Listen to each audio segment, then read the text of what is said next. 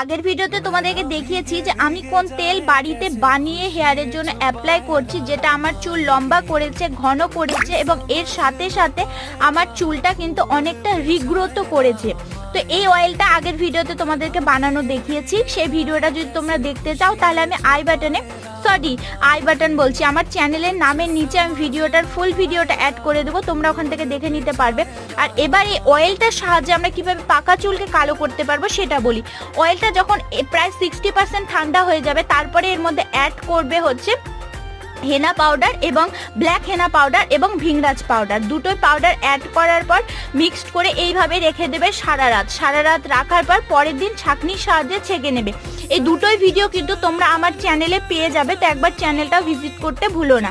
তারপরে সারা রাত এইভাবে মিক্সড করে রাখার পর পরের দিন তোমরা এই অয়েলটাকে ছেঁকে নেবে এবং সপ্তাহে 2 দিন করে অ্যাপ্লাই করবে আর দেখবে এই অয়েলের ম্যাজিকটা। Bye bye.